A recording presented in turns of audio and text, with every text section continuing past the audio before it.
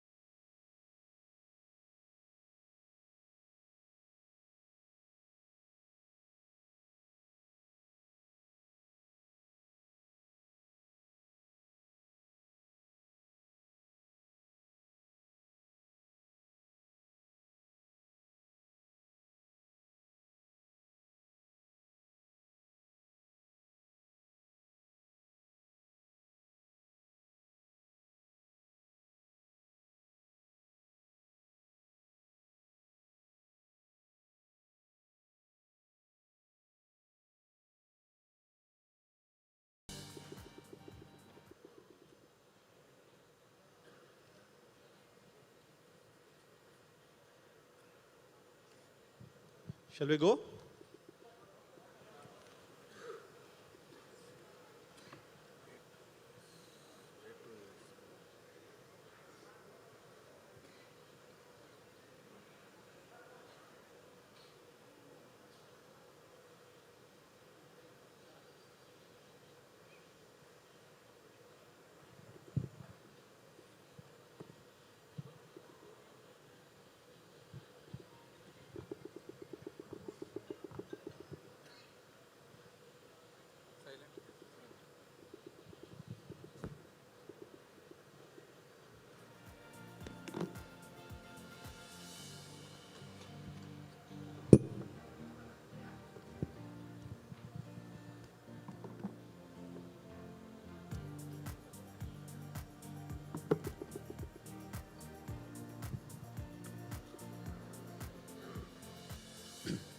ఎవరు చెప్తారండి queue?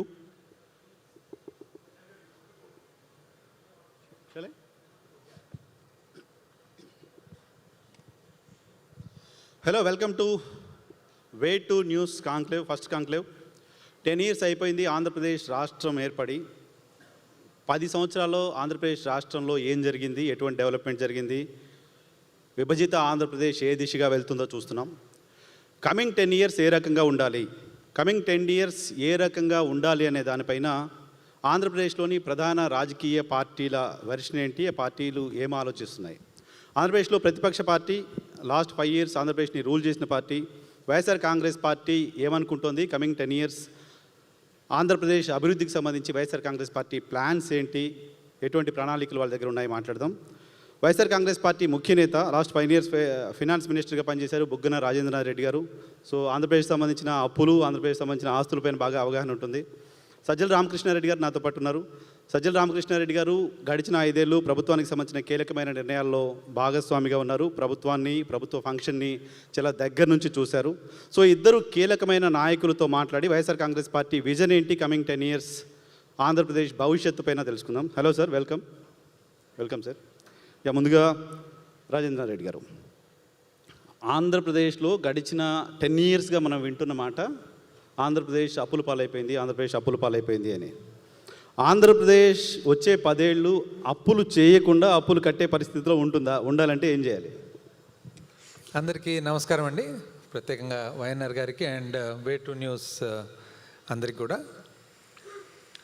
First session కాబట్టి కొన్ని అడ్వాంటేజెస్, కొన్ని డిసడ్వాంటేజెస్. డిసడ్వాంటేజ్ ఏమంటే సెట్టింగ్ కొంచెంసేపు పట్టిందనమాట. సో మీరు అడిగిన question straight to the question రావాలంటే, ఈ రాష్ట్ర విభజన ఏదైతే పునర్వ్యవస్థీకరణ జరిగిందో ఒక ప్రత్యేకమైన పరిస్థితుల్లో అన్నమాట. ఎందుకంటే మెజారిటీ ఆఫ్ ద పీపుల్ ఎవరికి యాక్చువల్గా పునర్వ్యవస్థీకరణ అనేది ఇక్కడ లేదు, ఆంధ్ర రాష్ట్రంలో ఇక్కడ. కరెక్ట్. సో అక్కడ పునర్వ్యవస్థీకరణ జరగకముందు మనం హిస్టరీ తీసుకుంటే, ఎప్పుడు స్వాతంత్రం రాకముందు శ్రీబాగ్ ప్యాక్ట్ అప్పటి నుంచి చూసుకుంటే మల్టిపుల్ టైమ్స్ తెలుగు భాష మాట్లాడే వాళ్ళందరూ కూడా వివిధ ప్రాంతాల నుంచి కలిసి ఉండాలి అని, మళ్ళీ ఏదో ఒక డిఫరెన్స్ రావడం, మళ్ళీ కలిసి ఉండాలని అనుకోవడం. ఎందుకంటే తెలుగు భాష మనం అందరం కూడా మాట్లాడినా కూడా north coastal quite different from coastal, quite different from Rayalaseema, quite different from Telangana. కానీ అందరు కూడా మాతృభాష తెలుగు. ఏదేమైనా కూడా ఎప్పుడైతే పునర్వ్యవస్థీకరణ జరిగిందో దాని ప్రధానమైన పరిణామం ఏమంటే, మనము ప్రధానంగా ఒక అగ్రికల్చర్ మీద, వ్యవసాయం మీద ఆధారపడిన రాష్ట్రం అయిపోయినామన్నమాట. అంటే సర్వీసెస్ కానీ, తర్వాత వ్యాపారం కానీ, ఇండస్ట్రీస్ కానీ ఎక్కువ శాతము హైదరాబాద్ వలన తెలంగాణకు వెళ్ళిపోవడం, మనకు రావడం. సో ఏదైతే అప్పుల పాలైంది అని అనడం మాత్రము చాలా అవాస్తవం. ఎంతోమంది, ఎందుకంటే పేర్లు పార్టీలు చెప్తే బాగుండకపోవచ్చు ఈ వేదిక మీద నుంచి, ఏది మాట్లాడినా కూడా రాష్ట్ర ప్రెస్టీజ్ ఏమవుతుంది అన్న. మళ్ళా ఇప్పుడు మాత్రం రాష్ట్ర ప్రెస్టీజ్ అప్పుల పాలైంది అనడంలో ప్రెస్టీజ్ ఏమైనా పెరుగుతుందా? ఎందుకంటే వాస్తవము అప్పుల పాలు కాలేదు. అయితే ఇది కొంచెము టెక్నికల్గా ప్లస్ ఫిగర్స్తో కూడిన అంశం కాబట్టి మీరు పర్మిట్ చేస్తే I will refer to some figures. Crisp.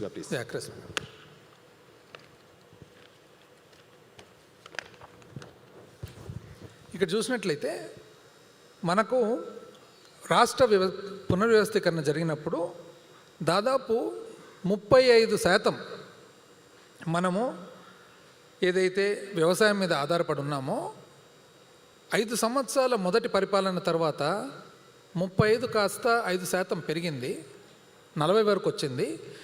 వ్యవసాయము ఏదైతే పెరిగిందో సర్వీసెస్ అండ్ సేవా రంగము అండ్ ఇది మాత్రం తగ్గింది ఫస్ట్ 5 yearsలోనే. అయితే ఆ 5 yearsలోనే మనం గమనించినట్లయితే, మనం ఎప్పుడైనా కానీ కంపారిజన్ చేసుకున్నప్పుడు ఒక లాంగ్ పీరియడ్ కంపేర్ చేయాలి, లేదా కేంద్ర ప్రభుత్వంతో కంపేర్ చేయాలన్నమాట.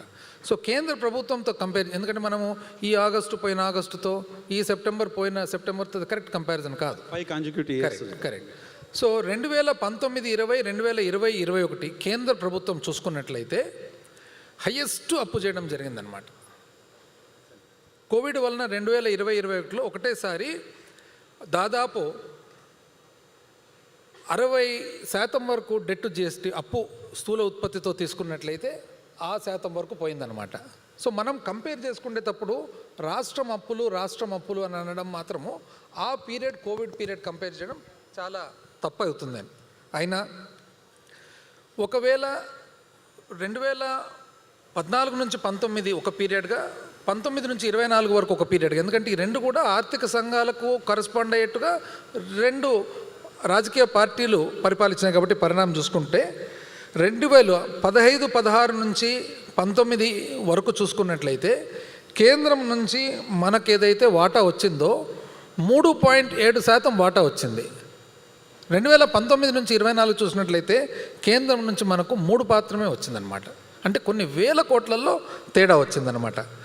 అదేవిధంగా మనం ఒకవేళ ఇంతకుముందు చెప్పినట్లుగా కేంద్రము అప్పు శాతం చూసుకుంటే సహజంగా స్థూల ఉత్పత్తిలో ఏదైతే 50% కంటే తక్కువ ఉంటుందో 2020-21లో 60.7%కి వెళ్ళిపోయిందన్నమాట.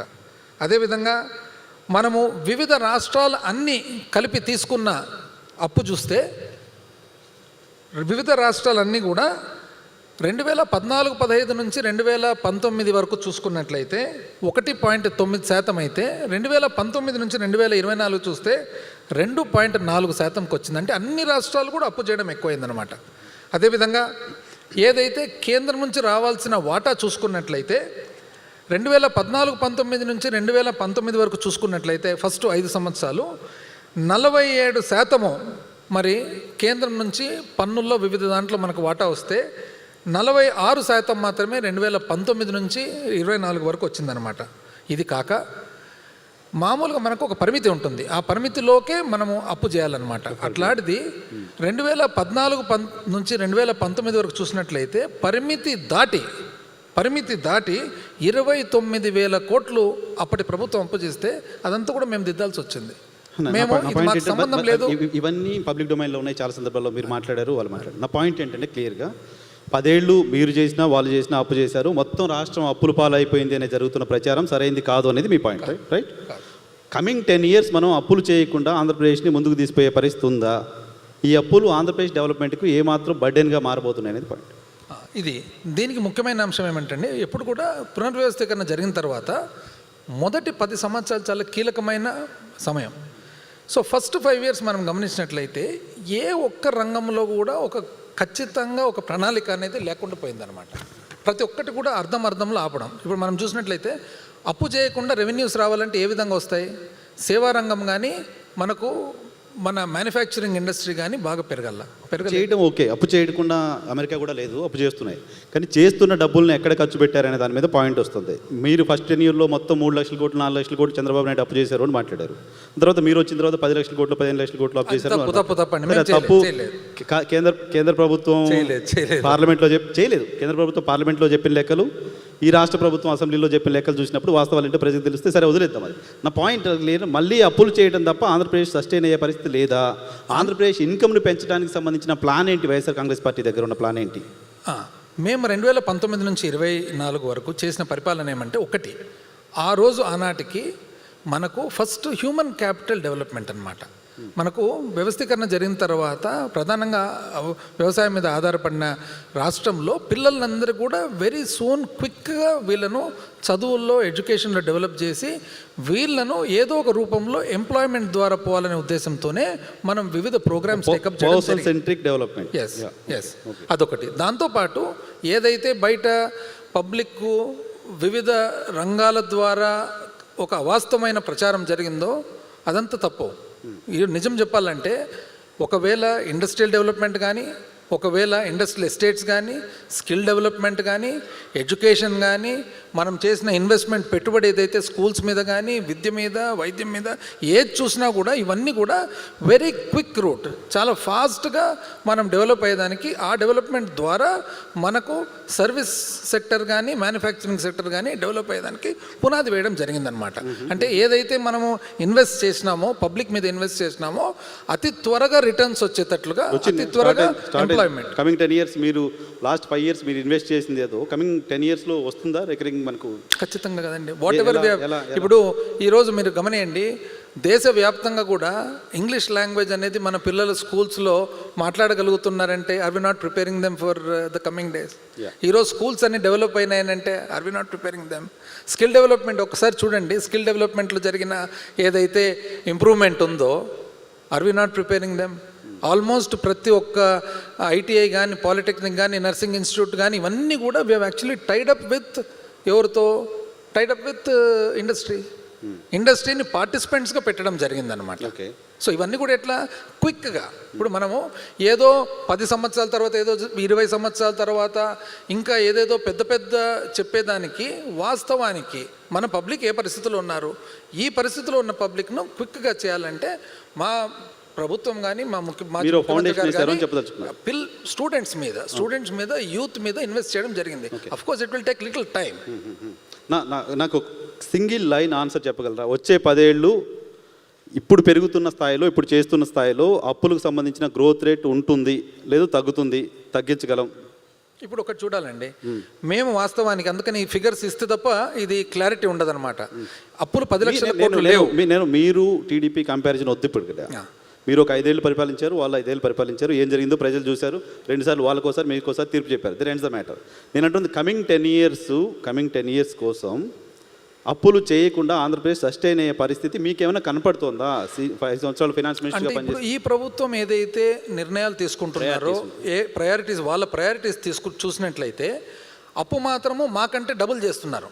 మేము 3 లక్షల చిల్లర కోట్లు 5 సంవత్సరాలు చేస్తే 1,80,000 కోట్లు 50% 1 ఇయర్లోనే చేయడం జరిగింది, ఒక్క సంవత్సరంలో. పోనీ చేసిన డబ్బులు ఎక్కడ పోతున్నాయని చూస్తే ఎక్కడ కూడా స్థిరంగా ఎక్కడ కనపడుతుంది? డెవలప్మెంట్ మీద పెడుతున్నట్టు ఎక్కడ కనపడుతుందండి? ఆంధ్రప్రదేశ్కి ఒక రాజధాని లేదు. మీరు ఇంతకుముందు చెప్పారు రాష్ట్ర విభజన జరిగినప్పుడు పదే విడిపోయి వచ్చాం, మద్రాసు నుంచి వచ్చాం నష్టం జరిగింది, హైదరాబాద్ డెవలప్ చేసాము బయటకు వచ్చాం నష్టం జరిగింది. ఇప్పుడు ఆంధ్రప్రదేశ్కి ఒక క్యాపిటల్ కావాలనే ఎమోషన్ ఉంది కదా, దానిపైన ఖర్చు పెట్టడం నిరర్థకంగా ఎలా కనపడుతుంది మీకు? ఇప్పుడు ఒక ఉమ్మడి కుటుంబం తీసుకుందామండి, ఇద్దరు అన్నదమ్ములు ఉంటారు, భాగాలు పోతారు ఏదో రోజు ఏ కారణం వలనో. భాగాలు పోయినప్పుడు ఒకరికేమో వ్యాపారం వస్తుంది, ఒకరికి వ్యవసాయం వస్తుంది. సిమిలర్ అనుకోండి. ఇప్పుడు వ్యవసాయం వచ్చిన తమ్ముడు కానీ అన్న కానీ మళ్ళీ కోలుకొని ఒక స్థాయికి రావాలంటే ఇమ్మీడియట్గా తన వ్యవసాయాన్ని ఇంప్రూవ్ చేసుకుంటాడా, లేదా తను వ్యాపారం చేసేదానికి ప్రయత్నం చేస్తాడా, లేదా ఇంకొక మార్గాన మన ఇన్కమ్ పెంచుకునే దానికి చూస్తారా, లేకుంటే పెద్ద బంగ్లా కట్టుకుంటారా? కేర్ ఆఫ్ అయితే ఉండాలిగా. అంటే రాష్ట్రం అంటే ఏంటి అంటే క్యాపిటల్ అయితే కనపడాలి. అక్కడ మనం చూడాల్సినది మనకు పబ్లిక్ ఇచ్చిన మ్యాండేటు ఒక రాజధాని అవసరం కాబట్టి కట్టమనే, ఒక నగరం కట్టమనే. రాజధాని నగరం కట్టమని అయితే ఇవ్వలేదు కదా. మీరు రాజధాని కట్టాలంటే దాని పద్ధతి దానికి ఉంటుంది, మీరు ఎక్కడ కావాలంటే అక్కడ కట్టుకోవచ్చు, ఇంకోటి చేయొచ్చు, కానీ దాని పద్ధతి దానికి ఉంటుంది. కానీ నగరమే కట్టాలని చూస్తే అది వీలవుతుందా? ఈ పరిస్థితుల్లో ఇప్పుడు నేను ఒక వైట్ పేపర్ అనేది ఒకటి నేను చూడడం జరిగిందనమాట అమరావతి మీద. ఈ కొత్త ప్రభుత్వం వచ్చిన తర్వాత ప్రజెంట్ చేసిండేది. దాంట్లో మొదలు పెట్టడమే ఏం మొదలు పెడతారంటే, మనం ఆర్థికంగా చాలా ఇబ్బందుల్లో ఉన్నాము, రాష్ట్ర విభజన తర్వాత ఇబ్బందుల్లో ఉన్నాము, రాష్ట్ర విభజన తర్వాత ఇబ్బందులు వచ్చినాయి, అన్నీ బాగుంది. కానీ ఇబ్బందుల్లో ఉన్నప్పుడు ఏదైతే మన దగ్గర ఉన్న మినిమం డబ్బులు ఉన్నాయో దాన్ని ఏ విధంగా ఖర్చు పెట్టబోతున్నామో, ఎంత క్విక్గా రిటర్న్స్ వస్తాయి, ఏ విధంగా మనం అప్పు చేస్తే ఆ అప్పును ఏం చేయాలి, పబ్లిక్ మీద ఇన్వెస్ట్ చేయాలన్నా లేకుంటే మనము 1,00,000 కోట్లతో ఒక నగరం కట్టుకునేదానికి పోవాలని అనేది ప్రశ్న. సో అప్పుడు మీకు ఒక అవకాశం ఇచ్చారు, మీకు ఒక అవకాశం ఇచ్చినప్పుడు నగరం నిర్మాణం కాకుండా రాజధాని నిర్మాణం చేద్దాం పోని అని ఎందుకు అనుకోలేదు మీరు అప్పుడు? అందుకని ఇప్పుడు మేము ప్రభుత్వం ఏర్పాటు చేసుకున్న తర్వాత first year settling down time, 2 years, దాని తర్వాత కోవిడ్ వచ్చింది. ఈలోపు ఇవన్నీ గమనించిన తర్వాత మనకు అర్థమైండేది ఏమంటే, ఇప్పుడు పబ్లిక్ మనకి ఇచ్చిన మ్యాండేటు పరిపాలన కోసం ఒక రాజధాని పెట్టమని చెప్పేసి, మనకు ఏదైతే ఉత్తర కోస్తా ఎంత ఇంపార్టెంటో కోస్టలాంధ్ర కూడా ఈక్వల్లీ ఇంపార్టెంట్, రాయలసీమ కూడా ఈక్వల్లీ ఇంపార్టెంట్, సమానమైన ఇంపార్టెన్స్. అందుకని నేను మొదలు పెట్టడంతోనే శ్రీబాగ్ ప్యాక్ట్ నుంచి చెప్పిండేదన్నమాట. అయితే ఇందులో డీసెంట్రలైజ్డ్ డెవలప్మెంట్ ద్వారా అన్ని చోట్ల కూడా అభివృద్ధి చేస్తూ, ఇండస్ట్రియల్ ఎస్టేట్స్ అభివృద్ధి చేస్తూ, రోడ్స్ తెచ్చి, ఏదైతే పోలవరం ప్రాజెక్ట్ ఉందో పోలవరం ప్రాజెక్టును త్వరగా కంప్లీట్ చేస్తూ, అదేవిధంగా మనకు ఆ సమయానికి నగరాలు కట్టేంత శక్తి, సామర్థ్యము, స్తోమత ఎవరికీ ఉండదు. కాబట్టి ఈరోజు హైదరాబాద్ వెలిసిందంటే 400 సంవత్సరాలు పట్టింది. నగరం కట్టే స్తోమత లేదు, నగరం కట్టడం వైబిలిటీ కూడా కాదు, డబ్బులన్నీ తీసిపోయి నగరం పై ఎలా పెడతాం మీ పాయింట్. నా పాయింట్ ఏంటంటే, నగరం కాదు రాజధాని అంటే 4 బిల్డింగ్స్ అయినా కట్టి ఉండొచ్చు కదా, అది కూడా ఎందుకు మీరు చేయలేకపోయారు అనే పాయింట్ రేజ్ అవుతుంది కదా. అంటే కోర్టు ఉన్నింది కదా, జ్యుడిషియల్ సబ్జుడిస్ ఇష్యూ, కాబట్టి మేము ఆగాల్సి వచ్చింది. బట్ ఆ రోజు మాత్రము మనము సర్వీస్ రంగం ఇంప్రూవ్ కావాలి క్విక్గా. సర్వీస్ రంగం ఇంప్రూవ్ కావాలంటే మనకు ఐటీ సర్వీసెస్ అనేది క్విక్గా పెరగాలి. ఐటీ సర్వీసెస్ క్విక్గా పెరగాలంటే దానికి అన్నిటికీ అనుకూలమైన స్థలం వైజాగ్ అనేది తేల్చడం జరిగింది. అదేవిధంగా అగ్రికల్చర్ ఇంప్రూవ్ కావాలి, ఎడ్యుకేషన్ ఇంప్రూవ్ కావాలి, దానికి సరైన ప్లేసు మనకు గుంటూరు అండ్ విజయవాడ. అదేవిధంగా మనకు బ్యాక్వర్డ్ రాయలసీమ ఉంది, బ్యాక్వర్డ్ రాయలసీమకు మనకు ఇరిగేషన్ అవసరం కాబట్టి మనము పోతిరెడ్డిపాడు నుంచి నీళ్ళు వచ్చేదానికి ప్రయత్నం. ఇవన్నీ ప్లాన్డ్గా, అంటే మనకున్న లిమిటెడ్ టైంలో లిమిటెడ్ రిస్క్. ఎందుకంటే పబ్లిక్ మనకి ఇచ్చేది 5 ఇయర్స్. సో 5 ఇయర్స్లో ఏం చేయగలుగుతాం? అందుకని నేను 30 ఏళ్ళ తర్వాత ఏదో జరిగిపోతుందంటే మనకి ఇచ్చిండేది 5 ఇయర్సే కదా. 5 ఇయర్స్ అయినా 30 ఏళ్ళకి ముందు 30 ఏళ్ళ తర్వాత ఏం జరిగిందని దానికి ఇప్పుడు ఫౌండేషన్ అవసరం ఉంటుంది. చివరికి ఒక చిన్న క్వశ్చన్ తీసుకొని సజ్జల గారి దగ్గరికి వెళ్తాను. సో మీరు ఇప్పుడు రాజధాని పైన ఈ ప్రభుత్వం పెడుతున్న ఖర్చు నిరర్ధకంగా చూస్తున్నారా? అంటే ఒకటండి, ఇప్పుడు పబ్లిక్ మనకి ఇచ్చిన మ్యాండేట్ రాజధాని కట్టమనే, నగరం కట్టమనే ఫస్ట్ పాయింట్. సో రాజధాని మీద ఎంతన్నా కట్టండి, అడ్మినిస్ట్రేటివ్ మీకు రాజధాని కట్టమని కనబడుతోంది. గత సర్కారు హామీ ఇచ్చి వచ్చింది కదా, నవనగరాల నిర్మాణం చేస్తామని హామీ ఇచ్చింది, దానికోసం భూములు తీసుకుంది, దానికి సంబంధించిన అప్రూవల్ తీసుకుంది, అదే చెప్పి ఓట్లు అడిగింది, జనం ఓట్లు వేశారు. హామీలు రెండు రకాలు కదండి. ఒక హామీ వచ్చేసి మనం నిజంగా చేయాలనుకునేది, ఒక హామీ ఎలక్షన్ పర్పస్ కోసం ఇచ్చే హామీ. మళ్ళీ ఇది ఏ హామీ ఉంటాయి, అట్లా రెండు ఉంటాయా? ఏ హామీ కింద వస్తుందో ఇది? మరి రాజధాని కడతాం, అమరావతి పెద్ద ఎమోషన్, అమరావతి కోసం ఉద్యమాలు జరిగాయి, జనాలు కోరుకున్నారు. We completely understand the sentiments and emotions. మనం ఒకటి చూస్తే, ఆ బుక్ చూస్తే ల్యాండ్ పూలింగ్ ద్వారా ల్యాండ్ తీసుకోవడం జరిగింది. 28,000 రైతులు 30,000 ఎకరాలు అంటే అర్థమేమి? ఇంచుమించు ఒక్కొక్క రైతు ఒక ఎకరా, దాదాపు చిన్న రైతు. ఇంతకాలం కూడా చిన్న రైతు పాపం ఎంతో కష్టపడి ఎంతో చేసుకుంటూ వచ్చి, ఎవరైనా మీరైనా నేనైనా ఒక విలువ వస్తుందంటే ఎవరైనా కానీ ఇంట్రెస్ట్ చూపుతారు, ఆశపడతారు. కానీ మనం పాలిచ్చే వాళ్ళము ఇది కరెక్టా? అది రివర్ ఫ్లడ్ ప్లేన్. సో ఇప్పుడు మీరు మాట్లాడుతోంది మళ్ళీ వైసీపీ గెలిస్తే రాజధాని ఏమైపోతుందనే అనే ఆందోళన అట్లే ఉంచుతున్నారు జనాల్లో. ఇప్పుడు నేను చెప్పేది ఏమంటే, అందుకని రాజధాని నగరమా? నా పాయింట్ అంతా రాజధాని అంటున్నారు, వాళ్ళు నగరం నగరం అంటారు. మీరు వస్తే మీ ప్రయారిటీ రాజధాని. వాళ్ళు ఏమంటున్నారు? రివర్ ఫ్లడ్ ప్లేన్ మీద కడతామని అంటున్నారు. దానివల్ల కాస్ట్ ఆఫ్ కన్స్ట్రక్షన్ కానీ ఇది కానీ ప్రాక్టికాలిటీ కానీ. రివర్ ఫ్లడ్ ప్లేన్ అంటే ఏమి? నీళ్లు పైకి వస్తాయి, నీళ్లు లోపలికి పోతాయి. సో ఎన్ని కెనాల్ను ఎన్ని చేస్తే ఇది వీలవుతుంది దీన్ని కంట్రోల్ చేసేదానికి? పాపం అమాయక ప్రజలు ఉన్నారు కదా, అమాయక ప్రజలకు మనం ఏదైతే ఇప్పుడు నిర్ణయం తీసుకునేది వాళ్ళకి న్యాయం చేసినట్లా అన్యాయం చేసినట్లా అనేది మన పాయింట్ అన్నమాట. Right sir, thank you.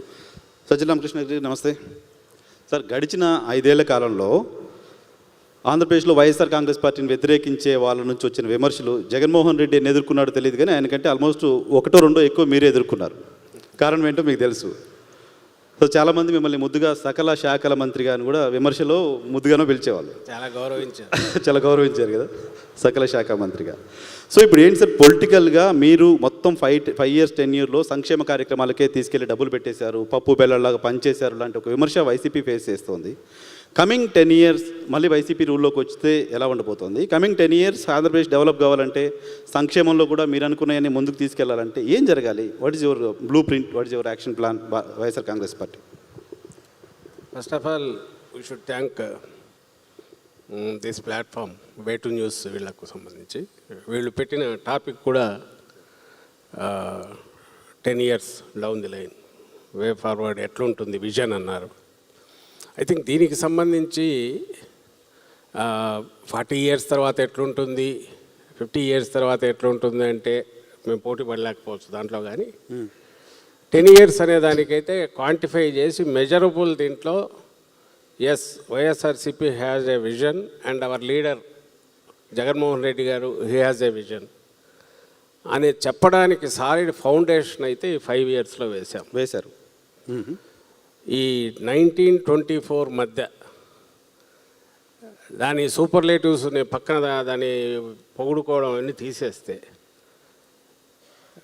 Vision అనేది చెప్పడం అనేది నేను చెప్తాను, మీరు నా individuals we have vision individually. అంటే నేనే ముఖ్యమంత్రిని అయితే ఏం చేయొచ్చు అని చాలామంది, నేనే ప్రధాని అయితే ఏం చేయొచ్చు అని చాలామంది అనుకోవచ్చు. బట్ హార్డ్ ఫ్యాక్ట్స్ రియాలిటీస్ పూర్తి చేసి 5 ఇయర్స్ టైంలో 5 ఇయర్స్ మాత్రమే మనకు మ్యాండేట్ ఇచ్చారు. ఆలోగా మనం ఏమేమి చూపాలో అవన్నీ పూర్తి చేసి చూపాలని వ్యవస్థలనే నిర్మించి, ఆ వ్యవస్థలు ఇవి ఇలాగే గన సజీవంగా వైబ్రెంట్గా సాగితే 10 ఇయర్స్ తర్వాత ఎట్లుంటుంది అనేది కూడా కళ్ళ ముందు కనపడడం దాదాపు దగ్గరికి కూడా వచ్చామని నేను అనుకుంటున్నా. ఎలా అని మీరు అడగచ్చు. ఇవి అందరికీ బహుశా ఏ రాష్ట్రంలో కూడా ఇంత అతి తక్కువ కాలంలో ఎక్స్పీరియన్స్ కానివని కొత్త వ్యవస్థలు, మీకు డెలివరీ మెకానిజం సిస్టమ్, అడ్మినిస్ట్రేషన్ కావచ్చు, రియాక్ట్ అయ్యే సిస్టమ్, రెస్పాండ్ అయ్యే సిస్టమ్ గవర్నమెంట్ వైపు నుంచి కావచ్చు, అవసరమైన చోట, అనవసరమైన చోట వేలు పెట్టకుండా డీబీటీ లాంటి మెథడ్స్, కరప్షన్ స్కోప్ లేకుండా డైరెక్ట్ బెనిఫిట్ ట్రాన్స్ఫర్ సిస్టమ్ ద్వారా గవర్నమెంట్ టు బెనిఫిషరీ ఒక్క రూపాయి వృధా కాకుండా చేర్చడం కావచ్చు. అలాగే ఇంతకుముందు మా రాజా చెప్పినట్టు 2 core sectors, education and health, మూడవది ఇంకో కోర్ మనం దేని మీద అయితే డిపెండ్ అయ్యామో ఫార్మ్ సెక్టర్, అగ్రికల్చర్. ఈ మూడింటికి సంబంధించి ఎక్కడెక్కడ హ్యాండ్ హోల్డింగ్ అవసరం అవుతుందో వాళ్ళకు ఇస్తూ, అట్ ది సేమ్ టైం ఫ్యూచర్లో వాళ్ళు ఎంపవర్ అయ్యి సొంతంగా డెసిషన్ తీసుకోగలిగిన దిశగా, లైక్ ఎడ్యుకేషన్లో ఈరోజు మన ఫ్రీ మార్కెట్సే డామినేట్ చేసి నిర్ణయాత్మక పాత్ర వహిస్తున్నప్పుడు, గ్లోబలైజేషన్ అనేది రియాలిటీ అయినప్పుడు, globalisation in all senses 80s 90sతో పోలిస్తే ఈరోజు క్రాస్ కల్చరల్ ఇది చాలా మామూలు అయిపోయాయి బికాజ్ ఆఫ్ కమ్యూనికేషన్. దీంతో అలాగే ఇక్కడ నుంచి మొబిలిటీ విపరీతంగా పెరిగింది. మరి దీనికి తగినట్టు రెక్కలు ఉండాలి కదా, అంత శక్తి ఇచ్చే రెక్కలు కావాలి. ఈ రెక్కలను బిల్డ్ చేయడం ఒకటి బేసిక్, ఇది వచ్చి ఇంగ్లీష్ ఎడ్యుకేషన్. అవునన్నా కాదన్నా నాకు ఛాన్స్ దొరికితే అప్పు చేసైనా నా పిల్లాడిని ఇంగ్లీష్ మీడియం దాంట్లో చేర్చక తప్పదు. అలాగే ఇంగ్లీష్ మీడియంలో చదువుకున్నప్పటికీ పోయిన తర్వాత మనం అక్కడికి పోయిన తర్వాత we are still lagging behind because of the ఫ్రీగా వాళ్ళతో కాగడానికి అవసరమైన సిలబస్లు కానీ లేకపోవడం. ఈ హోలిస్టిక్ అప్రోచ్తో మీరు మా గవర్నమెంట్ ఉన్నప్పుడు చూస్తే ఇంగ్లీష్ మీడియం తీసుకురావడమే కాదు, ఐబీ వరకు సిబిఎస్ఈ అనుకున్న తర్వాత ఐబీ సిలబస్ కూడా తీసుకురావడం. ఐబీ ఈజ్ నథింగ్ బట్ ఎప్పుడు డిప్లొమాట్స్ కోసం పెట్టుకున్న చిన్న ఇది, బట్ ఇంటర్నేషనల్ దీంట్లో ఈజీగా you can gel with sync with the systems, ఎక్కడైనా మూవ్ కావచ్చు. అవగాహన దీనికి పెంచడానికి అవసరమైంది అనుకున్నది, అది వచ్చే ప్రయత్నం చేశాం. అండ్ ఆ పిల్లలు మీకు చదివించాలని ఉండి మెరిట్ ఉంటే ఎక్కడికైనా వెళ్ళడానికి అవసరమైన ఏర్పాట్లు చేశారు. మధ్యలో డిస్కంటిన్యూ చేస్తే స్కిల్ డెవలప్మెంట్ రెడీ చేశాం. ఇవన్నీ మీకు కళ్ళ ముందు ఉండేటివే, నేనేం చెప్తున్న మాటలు కాదు. ఈ విజన్ నెక్స్ట్ ఇట్లా చేస్తామని అట్లా చేశాము. మీరు కాదనగలరని నేను అనుకోను, మీరు కాదంటే నేను పిక్చర్స్ తీసి చూపగలను. అలాగే హైయర్ ఎడ్యుకేషను ఇంక్లూడింగ్ ఇంటర్నేషనల్ బయటికి the best of the universities పోతే అక్కడికి పంపించే, అవసరమైతే ₹1,50,00,000 దాకా ఫీజులు పే చేసి పంపే సిస్టమ్.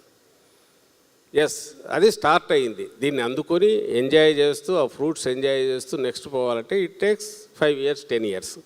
మేము మొదలుపెట్టిన యజ్ఞం, జగన్మోహన్ రెడ్డి గారు మొదలుపెట్టిన యజ్ఞం ఏదైతే ఉందో ఈ 2-3 yearsలోనే ఇంగ్లీష్ మీడియంకి అడాప్ట్ కావడం మొదలుపెట్టారు. ఆ తర్వాత నెక్స్ట్ పిల్లలు వాటి ఇది రేట్ పెరిగింది, అడ్మిషన్ రేట్ పెరిగింది గవర్నమెంట్ స్కూల్స్కు డిమాండ్ పెరిగింది, దాని రూపురేఖలు మారిపోయినాయి. ఇవన్నీ మామూలు అందరూ చూసింది, మీరు చూసింది.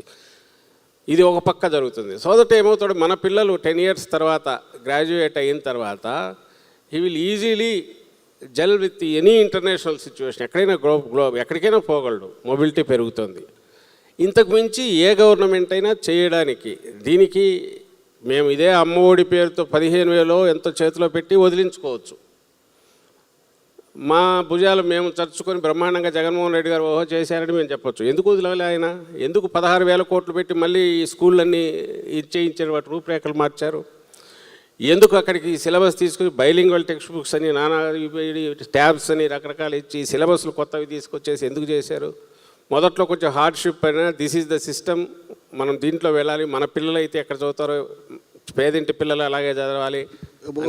నాకు అర్థమైంది. ఇంతకుముందు రాజేంద్ర రెడ్డి గారు చెప్పింది, మీరు చెప్పింది ఓ పర్సన్ సెంట్రిక్ డెవలప్మెంట్ జరగాలి, పర్సన్ డెవలప్ అవుతే స్టేట్ డెవలప్ అవుతుంది అనే పర్సెప్షన్లో పనిచేసుకుంటూ వచ్చారు. దానికోసం ఎడ్యుకేషన్ నాట్ ఓన్లీ ఇక్కడ డెవలప్ కావడం కాదు, వాళ్ళు ఎక్కడికి వెళ్ళినా మనం ఎక్స్పాండ్ చేసాం. మన హొరైజన్స్ ఏపీ కాదు, ఎక్కడికి పోయినా ఆంధ్రప్రదేశ్ నుంచి వచ్చిన హ్యూమన్ రిసోర్స్ని స్కిల్డ్గా చేసి పంపించాలనుకున్నారు. హ్యూమన్ రిసోర్స్ని స్కిల్డ్గా చేసి మొత్తం ప్రపంచానికి మీరు పంపించాలనుకున్నారు. దానికి సంబంధించి ఎంపవర్ చేసే ప్రయత్నం చేశారు స్టూడెంట్స్ని.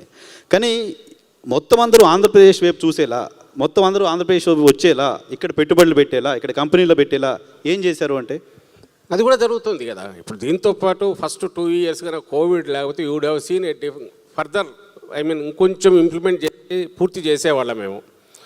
దానికి సంబంధించి కూడా వస్తే మీకు వచ్చింది మనకున్న కోస్ట్ లైన్ 1000 kilometers దాకా ఉన్న కోస్ట్ లైన్ ఏదైతే ఉందో that is the main asset మనకున్నది. In addition to agriculture rivers మనకున్న రివర్ బెడ్స్ వీటితో పోలిస్తే కోస్ట్ లైన్ ఉంది. దాన్ని బేస్ చేసుకుని మనకు ఇండిపెండెన్స్ తర్వాత మనకు అడిషనల్గా వచ్చింది కృష్ణపట్నం, గంగవరం 2 పోర్ట్లు, కాకినాడ చిన్నది యాంకరేజ్ పోర్ట్ దగ్గర బెర్తులు వచ్చాయి వస్తే. అలాంటిది జగన్మోహన్ రెడ్డి గారు ఈ 3 yearsలోనే 5 years కూడా మాకు లేదు, 2 years 2.5 yearsలోనే రామాయపట్నం ఆల్రెడీ పూర్తిగా వచ్చింది మేజర్ పోర్టు. మనకు అక్కడ భావనపాడు, అదే మూలపట్నం పేరు మార్చిన భావనపాడు, అక్కడ పూర్తిగా వచ్చింది, సగమైంది 30% దాకా.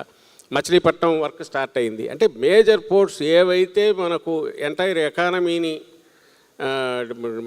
డెసిసివ్ దీనికి ముందుకు తీసుకెళ్ళగలిగినవి, దాని పాత్నే మార్చగలిగిన 3 మేజర్ పోర్ట్లు, ఇంక్లూడింగ్ కాకినాడ కూడా తీసుకుంటే 4వది కూడా అవుతుంది.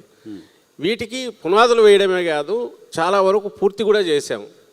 10 ఫిషింగ్ హార్బర్లు కొత్తగా పెట్టాము. ఈరోజు ఆఫ్ కోర్స్ ఈ గవర్నమెంట్ వాళ్ళు క్లెయిమ్ చేసుకుంటున్నారు మా అన్నట్టు.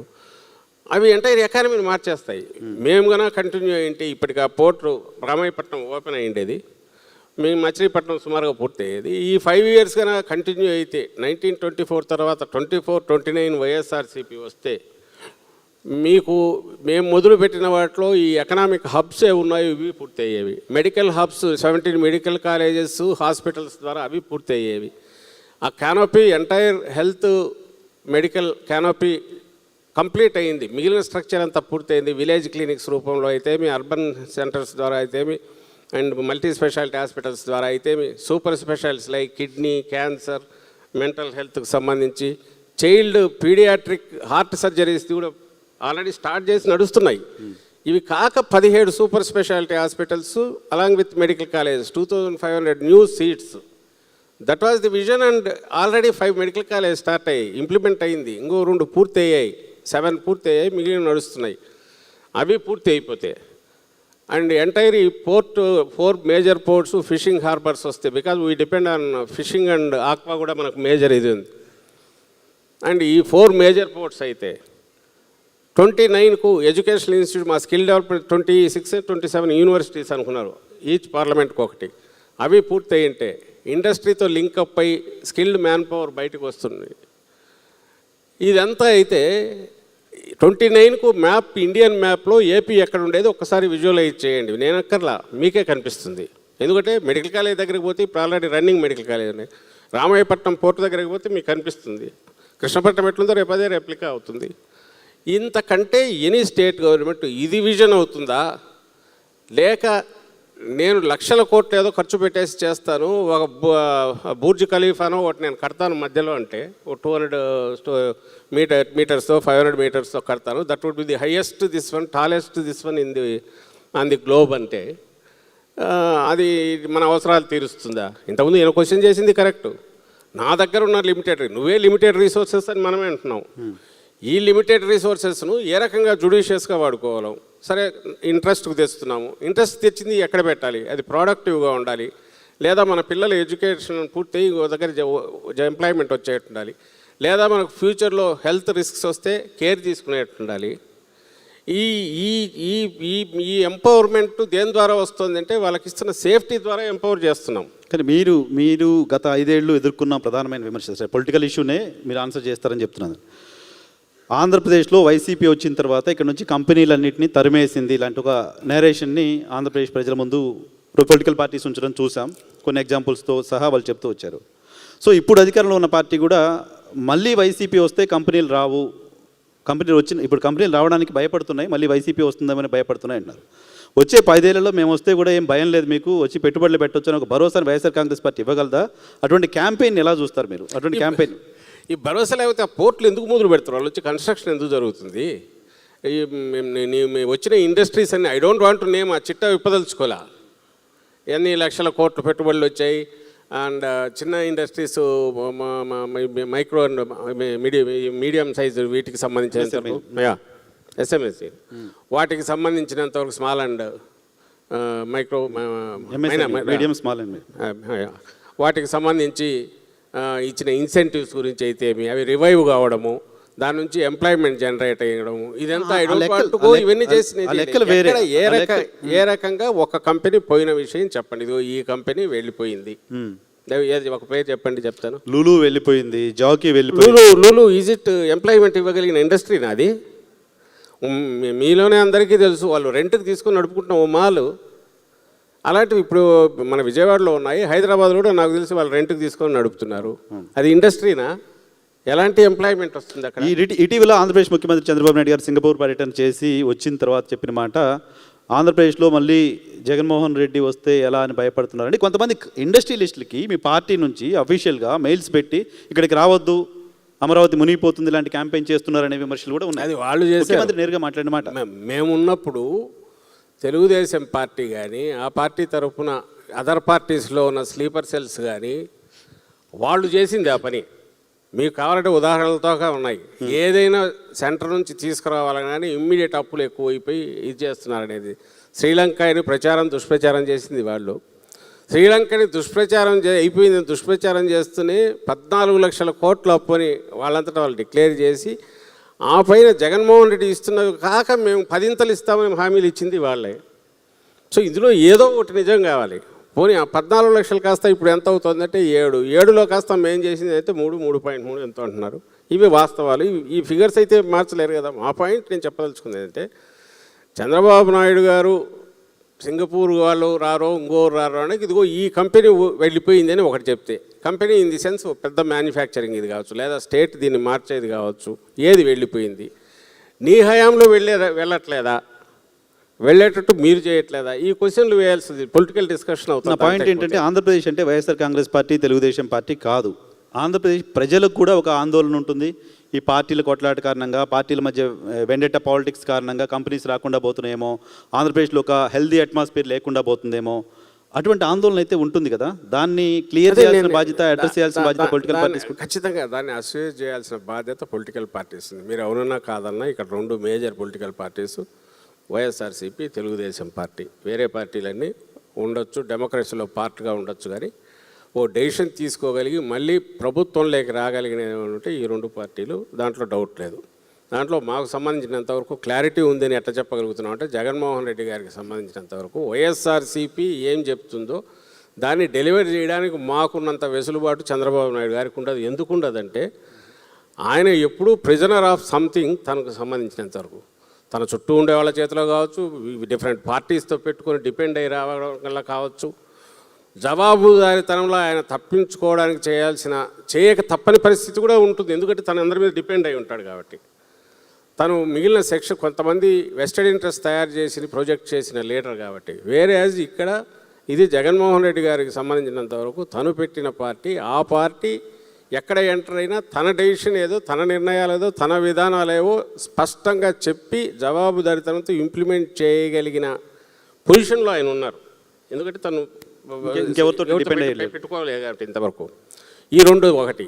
సెకండ్ థింగ్, మీరు చంద్రబాబు నాయుడు గారు మాట్లాడే మాటలు ఏవి చూసినా, ఎక్కడ చూసినా ఆయన జగన్మోహన్ రెడ్డి గారు ఏది కాదో ఆ పిక్చర్ ప్రొజెక్ట్ చేసి ఇదిగో ఇది జగన్మోహన్ రెడ్డి అని చూపించి నమ్మించే ప్రయత్నం చేస్తున్నారు. చాలాసార్లు సక్సెస్ కూడా అవుతుంటారు, ఆయనకున్న మీడియా పవర్ వల్ల కావచ్చు, దాని మీదే ఆయన ఫోకస్ పెట్టడం వల్ల. కానీ నేనంటున్నది రియాలిటీలో మీరు చూడండి అని అడుగుతున్నా.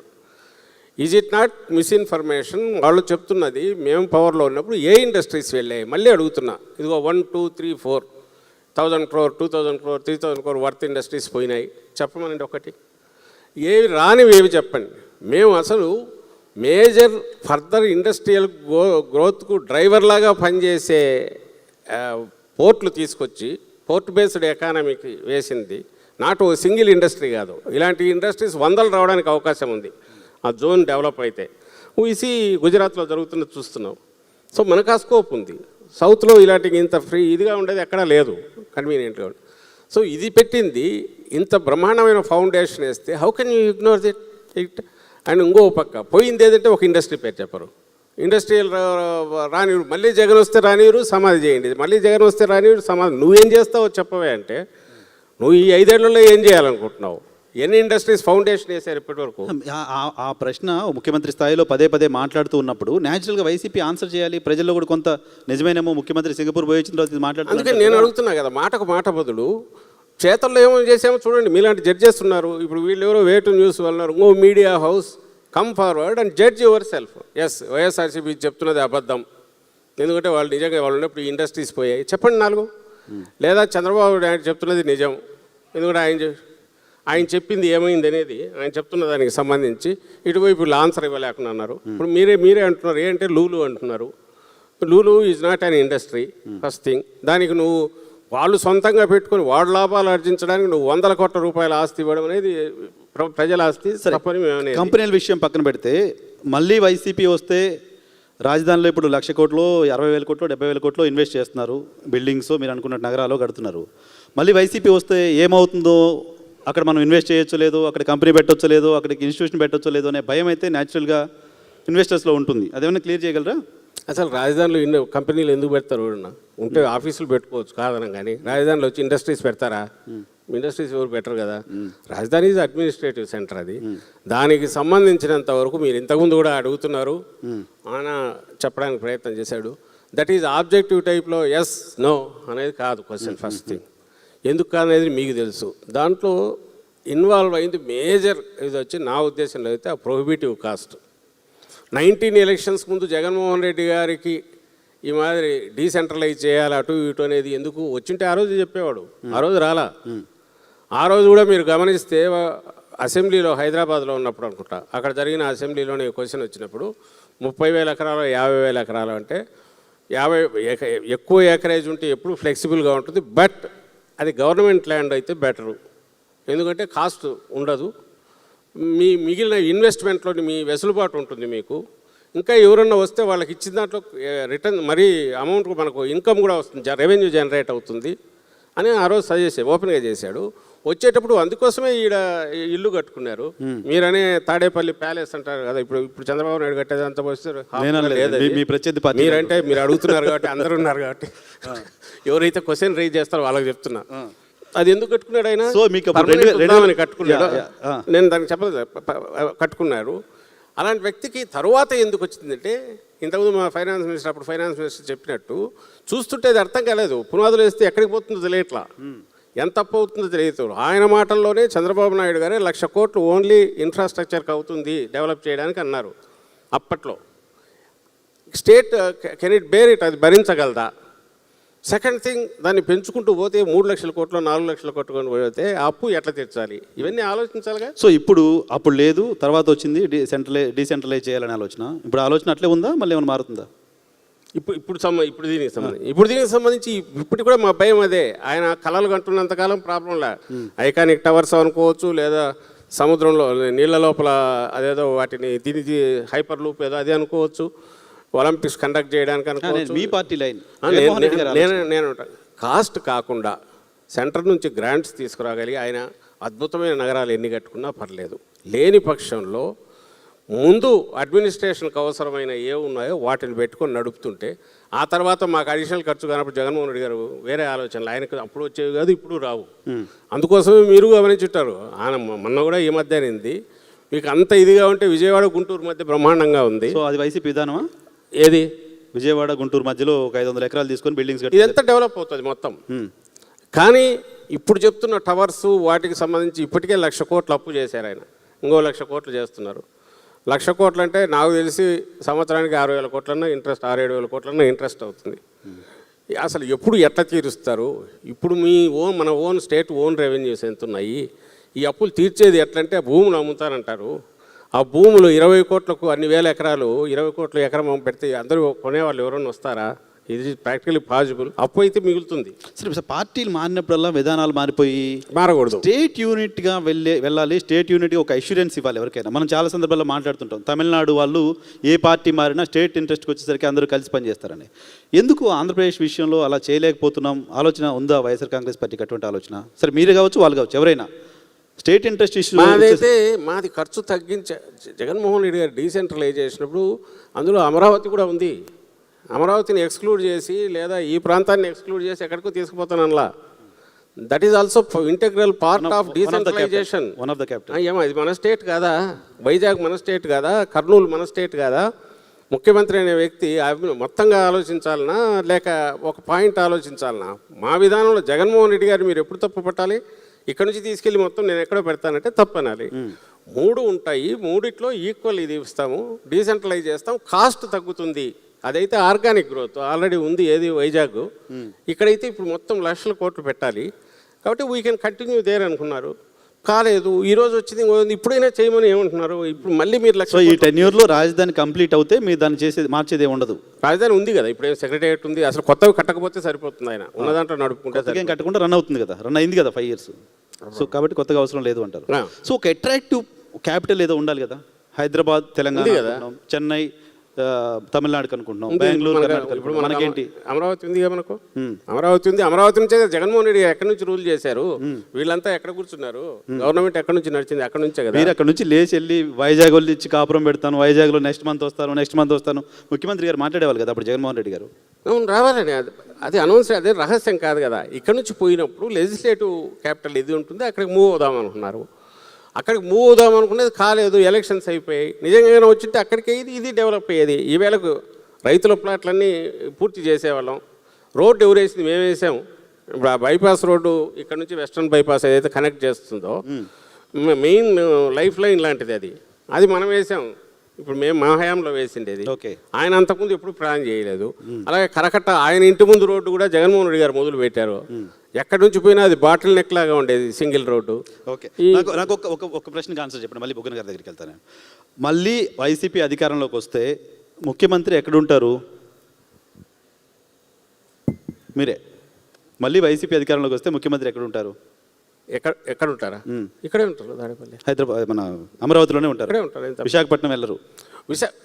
విశాఖపట్నం వెళ్ళరు, ఇక్కడే ఉంటారు. చంద్రబాబు నాయుడు గారికి మొన్న ఈ మధ్య ప్రెస్ కాన్ఫరెన్స్లో జగన్మోహన్ రెడ్డి గారు క్లియర్గా చెప్పారు, మీరు ఫాలో ఏంటి అర్థం ఏంటుంది, అయ్యా లక్షల కోట్లు చేసి రాష్ట్రం మీద బరువు మోపొద్దు, నీకు కావాల్సింది సెక్రటేరియట్కో మిగిలినటి ఉన్నవి సరిపోతాయి, కావాలనుకుంటే ఈ రెండింటి మధ్య ల్యాండ్ తీసుకొని గుంటూరు విజయవాడ మధ్య కలిపితే మచిలీపట్నం నుంచి ఇక్కడికి 80 కిలోమీటర్స్ ఎంటైర్ ఇదంతా కూడా మెగా సిటీ డెవలప్ అవుతుంది. ఈవేళకే డెవలప్ అయ్యేది.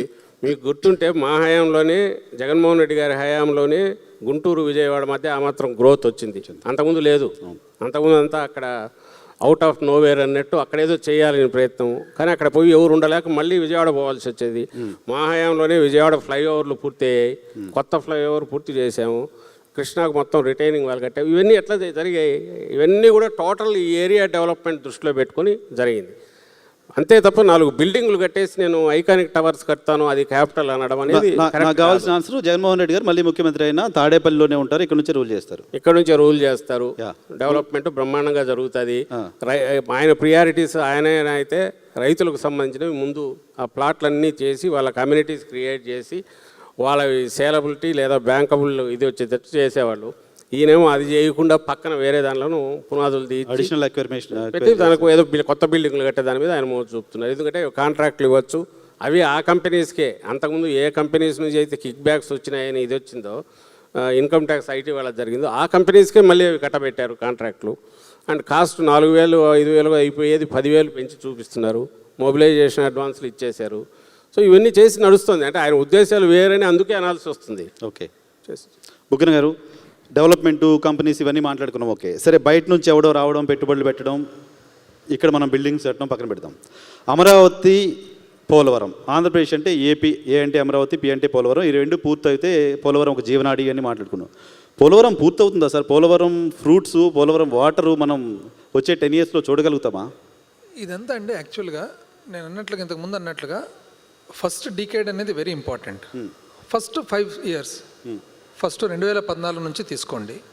పోలవరం జాతీయ ప్రాజెక్టుగా అంటే మనం కదా ఒక గుమాస్తానో మేనేజరో మన దగ్గర ఉన్న తర్వాత 30 సంవత్సరాలు మనతో పాటు ఉండి అకారణంగా ఏ కారణం చెప్పకుండా నైనా ఈ రోజు నుంచి ఇంకా ఇది చాలు నాకు అయితే పోతూ నిన్ను అకారణంగా పంపిస్తున్నా కాబట్టి నీకు ఒక అపార్ట్మెంట్ ఇచ్చి పంపిస్తున్నా అన్నట్లు ఆంధ్రప్రదేశ్కు పోలవరం ఇచ్చినారు. వాస్తవం కదా.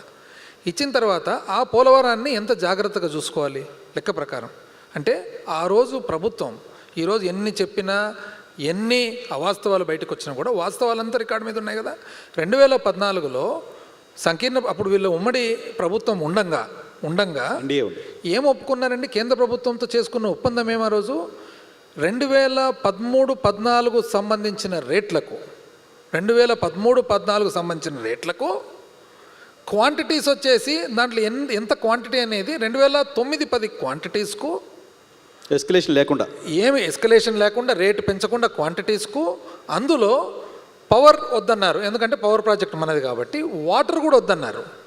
క్లారిటీ లేకుండా ఏదైతే భూసేకరణ చట్టం వచ్చిందో భూసేకరణ చట్టం అనేది ఫ్యాక్టర్ చేసుకోకుండా ఒప్పందం చేసుకొని 18,000 కోట్లకు ఒప్పందం చేసుకొని వచ్చినారు. పూర్తవుతుందండి 18,000 కోట్లకు? అది యాక్చువల్గా 2019 సమయానికి వచ్చేటప్పటికే 58,000 కోట్లకు పోయింది. 58,000 కోట్లు, వీళ్ళు ఒప్పుకునేది 18,000 కోట్లు. దాంట్లో ఇంచుమించు 25,000 కోట్లు వచ్చేసి భూసేకరణ చట్టానికి సంబంధించిన కొత్త రేట్లు, ట్రైబల్ ఏరియాస్లో ఎవరైతే ఉన్నారో వాళ్ళ కాంపెన్సేషన్ కలిస్తే 25,000 కోట్లు ఇంచుమించు ఉంది. ఇది ఏం ఫ్యాక్టర్ చేయలేదు. అంటే మన ఇంత అనుభవం ఉండేతోళ్లకు మనకు తెలీదా? ఒక డ్యామ్ కట్టాలంటే ఓ సంవత్సరం 2 ఏళ్ళు అవుతుందా? 5 నుంచి 10 ఏళ్ళు కాదా డ్యామ్ కట్టాలంటే? ఎట్లా ఒప్పుకుంటాము? ఎట్లా ఫ్రీజ్ చేస్తాము? 2013-14 రేట్లు ఎట్లా ఒప్పుకుంటాము? 2009-10 క్వాంటిటీస్కి ఎట్లా ఒప్పుకుంటాం? డ్యామ్ కట్టే కొద్దీ క్వాంటిటీస్ వస్తుంటాయి కొత్తగా. అసలు ఒప్పుకోవాల్సిన అవసరం ఏమొచ్చింది అంత హడావిడిగాని చేసి? అది ఎప్పుడు మళ్ళా 2018-19లో 2018-19లో ఇది ఏది మొత్తం ఈ డిఫెక్ట్స్ అంతా కూడా టెక్నికల్ డిఫెక్ట్స్ గవర్నమెంట్తో సెంట్రల్ గవర్నమెంట్. ఎందుకంటే సెంట్రల్ గవర్నమెంట్కు సంపూర్ణ బాధ్యత ఉంది. యాక్ట్ ఎట్లుంది, చట్టం ఎట్లుంది, ఫారెస్ట్ క్లియరెన్స్తో పాటు ఇతర రాష్ట్రాలకు సంబంధించిన క్లియరెన్స్లతో పాటు అన్నీ కూడా కేంద్రం చేయాలి. లేదు నేను కేంద్ర ప్రాజెక్ట్ కదా, జాతీయ ప్రాజెక్ట్ కాబట్టి ఆబ్వియస్లీ లేదు నేను చేస్తా అని చెప్పి తీసుకున్నప్పుడు ఇదే ఒప్పందం చేసుకునేది. ఏది మళ్ళా కలిసి ఉండి ఉమ్మడి సర్కారు ఉండి వాళ్ళది కలిసి ఉండి. ఇది కాక ఎగ్జిక్యూషన్ సైడ్ ఒకటంటే నాకు తెలియక అడుగుతా, ఎవరైనా కానీ పాలకుడు ఒక పై స్టేజ్లో ఉన్నప్పుడు మనం ఏం చేయాలి? సరైన వ్యక్తులను, సరైన ఆఫీసర్లను, సరైన ఎగ్జిక్యూటర్ను సరైన ఎగ్జిక్యూషన్కు పెట్టాలి.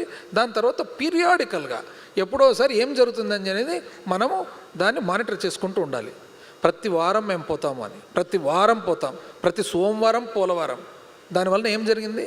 పోయినందువల్ల ఏమైందంటే అక్కడ ఎప్పుడైనా కానీ అంత పెద్ద నది ప్రవాహం ఎట్లా దాదాపు హయ్యెస్ట్ పీక్లో 36 లక్షల క్యూసెక్లు ఒక్కరోజు ఉంటుంది గోదావరి మీద. అటువంటి చోట మనం ఏదైనా కానీ కన్స్ట్రక్షన్ స్టార్ట్ చేసేటప్పుడు ఫస్ట్ నీటిని డైవర్ట్ చేయాలి. నీటిని డైవర్ట్ చేయాలంటే ఏం చేయాలా? మనకు ఏదైతే ఇన్లెట్ ఛానల్ ఉందో అది తయారు చేసుకోవాలా. ఆ తర్వాత స్పిల్వే డ్యామ్ కంప్లీట్ చేసుకోవాలా. ఆ తర్వాత అవుట్లెట్ మళ్ళీ ఆ నీళ్ళు మళ్ళీ నదిలోకి ఎంటర్ కావాలా. అప్పుడు మనము ఏం టేకప్ చేయాలా? కాఫర్ డ్యాము, డయాఫ్రమ్ వాల్, ఇవన్నీ వీళ్ళు ఏం చేసినారు?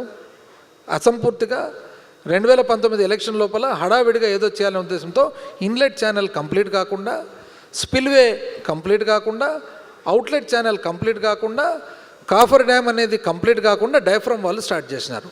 డయాఫ్రమ్ వాల్ అంటే అర్థమేమి? డయాఫ్రమ్ వాల్ ఎప్పుడు కూడా ఆపదు. అది ఓన్లీ నీళ్లు ఇటుపక్క నుంచి అటుపక్కకు, అటుపక్క నుంచి ఇటుపక్కకు రానికుండా చూస్తుంది. ఎక్కడి నుంచి వస్తుంది డయాఫ్రమ్ వాల్?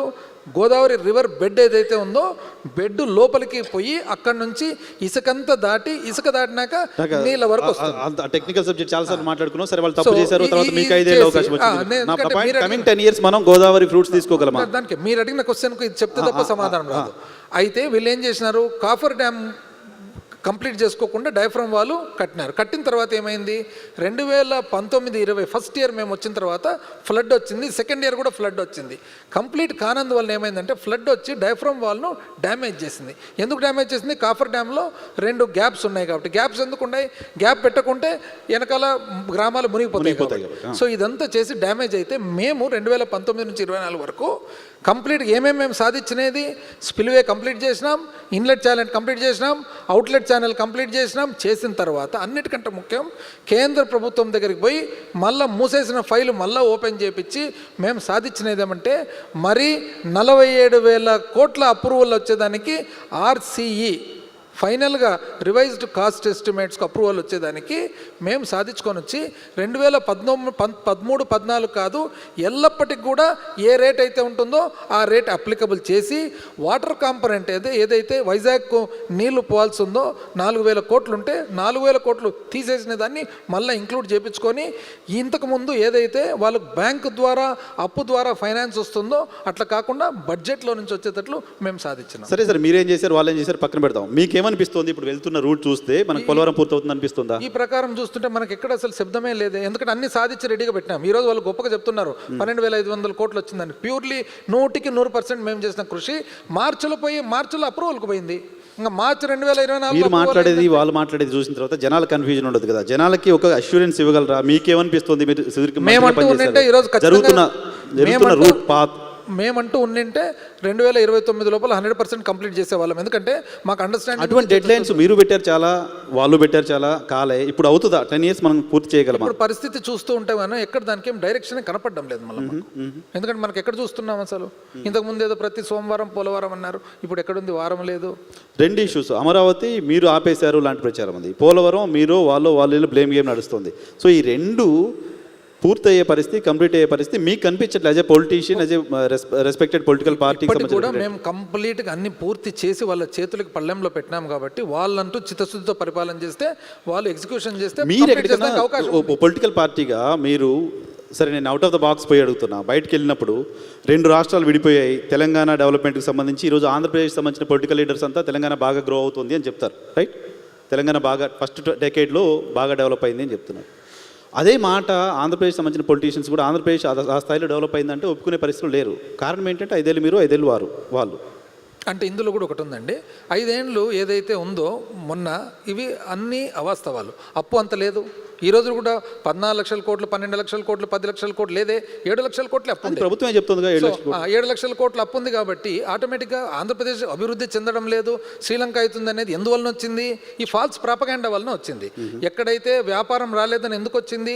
2014-19 మధ్యలో మన సర్వీస్ సేవా రంగము అండ్ మ్యానుఫ్యాక్చరింగ్ సెక్టర్ ఏదైతే పరిశ్రమ 5% తగ్గిందో, మా దగ్గర 1% కూడా తగ్గలేదు.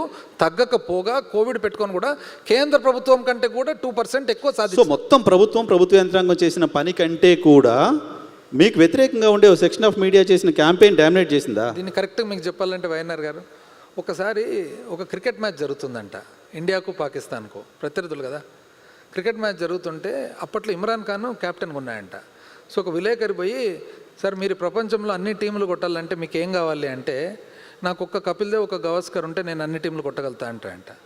తిరిగి గవాస్కర్ ఇక్కడ కెప్టెన్ అయితే అదే విలేకరు వచ్చి, మీరు ప్రపంచంలో అన్ని టీంలు కట్టాలంటే ఏం చేయాలంటే 2 పాకిస్తాన్ అంపైర్లు ఉంటే చాలు, మొత్తం ఏ టీంలన్నా కొడతా అంటారు. ఇతర గొప్ప సంస్థలు ఉంటే చాలు. ఎక్కడండి అప్పు ఎక్కడుంది? అందరు అప్పు ఉందని అనుకున్నారు కదా. ఈ రోజు అప్పు లేకపోగా మేము 5 సంవత్సరాలు చేసిన అప్పు 1 సంవత్సరంలో అర్థం చేసినారు. గ్రోత్ రేట్ పెరిగింది, గ్రోత్ రేట్. ఆ తర్వాత పరిశ్రమ రాలేదు. ఎందుకు? ఒక్క ఏది Lulu is a mall. Lulu అనే మాల్ ఎందుకు? బ్రహ్మాండమైన ప్రైమ్ ప్రాపర్టీ ఇస్తే నువ్వు ఏం చేస్తుండవయ్యా దాంతో? దానికంటే ఏదైనా ఒక ఐటీ సంస్థ కన్నా ఇస్తే ఒక ఉపయోగపడుతుంది కదా అని రీనెగోషియేషన్ రమ్మంటే వాళ్ళు రీనెగోషియేషన్కు రాలేదు. సో అది వెళ్ళిపోయిందండి. ఎక్కడ వెళ్ళిపోయిందండి? నిజం చెప్పాలంటే ఈరోజు గొప్పగా పరిశ్రమ ఆంధ్రప్రదేశ్ రాష్ట్రంలో ఎక్కడుంది? Is it not Sri city? ఎవరండి స్థాపించింది? శ్రీ సిటీ ఎవరు స్థాపించినది? ఇంతకుముందు రామకృష్ణ రెడ్డి అని చెప్పినట్లుగా పోర్ట్స్ అన్నీ వచ్చినది. పోర్ట్స్ వచ్చిన తర్వాత ఇంటర్లాండ్ నుంచి బిజినెస్ ఎవరికి పెరిగేది? ఈరోజు మనము వైజాగ్ను ఎందుకు దాన్ని ఒక బిజినెస్ హబ్గా మార్చాలనుకుంటే దాంట్లో ఇన్హెరెంట్ స్ట్రెంగ్త్ ఉంది. ఇప్పుడు ప్రతి చోట ఒక బలం ఉంటుంది. ఇప్పుడు రైస్ మిల్లర్స్ పోయి వైజాగ్ పోయి రైస్ మిల్ పెట్టమంటే ఎందుకు పెడతారు? గుంటూరులోనే పెడతారు వాళ్ళు రైస్ మిల్స్. కాటన్ మిల్లర్ పోతే ఇక్కడే పెడతారు. సో ఏ వ్యాపారం కూడా మనం పిలిస్తే రారు. వ్యాపారం ఎప్పుడు వస్తుంది? వాళ్ళకు అవకాశం ఉంటే వాళ్ళు వస్తారు తప్ప మనం ఏదో అవకాశాలని అట్మాస్ఫియర్ మనం క్రియేట్ చేయడంలో ఫెయిల్ అవుతున్నాం అనేది. అట్మాస్ఫియర్ ఖచ్చితంగా క్రియేట్ చేయాలి. ఇప్పుడు వైజాగ్లో సోషల్ లైఫ్ ఉంది కాబట్టి ఐటీ సెక్టర్ పోయి మీరు హైదరాబాద్కు, బెంగళూరుకు ఒక ధీటైన సమాధానం చెప్పండి అంటే వైజాగ్లో పోయి పెడతారు. ఎక్కడంటే అక్కడ పెట్టమంటే ఎందుకు వస్తారు? సంక్షేమ కార్యక్రమాలు అనేది గుదిబండలా మారిపోతున్నాయి. ఆ ప్రభుత్వాలకు ఇలాంటి చర్చ ఉంది. మీరు ఫైనాన్స్ మినిస్టర్గా కూడా ఉన్నారు. సంక్షేమ కార్యక్రమాలు మీరు తెచ్చారు, సక్సెస్ఫుల్గా అమలు చేస్తామని చెప్తున్నారు. వాటిని ఇప్పుడు అమలు చేయక తప్పని పరిస్థితిలో కూటమి సర్కార్ వచ్చింది, వాళ్ళు అమలు చేస్తున్నారు. ఇవి రాబోయే రోజుల్లో ప్రభుత్వాలకు గుదిబండగా మారిపోయి ప్రమాదం ఉందా? ఒక ఆశ్చర్యం అండి. మేము నిజం చెప్పాలంటే మేము సంక్షేమం చేస్తే అయిపోయింది అప్పులు సంక్షేమం అని చెప్పి మేము చేసిండేది ఏదండి? ఒకటి రైతు భరోసా కేంద్ర ప్రభుత్వం చేస్తుంది. కేంద్ర ప్రభుత్వం చేసిన దానికి 6,000 రూపాయలు వాళ్ళు ఇస్తే 6,500 మేము అదనంగా ఇచ్చినాం. నంబర్ 2, 2014 ముందర టీడీపీ వాళ్ళు ఏమని మొత్తం పొదుపు అక్క చెల్లెమ్మలందరిది మాఫీ చేస్తానన్నారు. 1 రూపాయి కూడా చేయలేదు. పైగా వడ్డీలు కూడా చేయలేదు. మేమేం చేసినాము? చెప్పిన ప్రకారంగా మహిళలకు ఏం చేసినారంటే వాళ్ళ ఎంపవర్మెంట్ కోసము డబ్బులు చేతికి లేదే, వాళ్ళ బ్యాంకుల్లోకి జమ చేసి వాళ్ళ సేవింగ్స్ ఖాతాలు ఉండేటట్లు చేసినాం. 3వది పిల్లలకు చదువుకునే దానికోసం మనము ఒక బెనిఫిట్ అందించినాం. ఇది 4వది లేడీస్ ఎవరైతే ఉన్నారో వాళ్ళ లైవ్లీహుడ్, వాళ్ళకు ఆదాయ మార్గాలు పెరగాలని చెప్పి చేసినాం. సేమ్ థింగ్ తప్పు అని మేము చెప్పినంత 3 అంతలు చేసినారు. మీరు ప్రతి తీసుకున్నారు, నేను పార్టీ తీసుకోవట్లా. సంక్షేమ కార్యక్రమాలు యాజ్ ఎ ఫైనాన్స్ మినిస్టర్ సుదీర్ఘకాలం పనిచేశారు, 5 years. మీరు సంక్షేమ కార్యక్రమాలు బర్డెన్గా మారిపోతున్నాయి ఆంధ్రప్రదేశ్ ప్రభుత్వానికి. నేను అదే బర్డెన్గా మారుతాయి. అదే పాయింట్కే నేను వస్తున్నాను. మేము ఏదైతే సంక్షేమం చెప్పినామో చేసినామో చాలా లిమిటెడ్గా ఇమ్మీడియట్గా అది మీకు ఎఫెక్ట్ కనపడేటట్లు చేసినాం.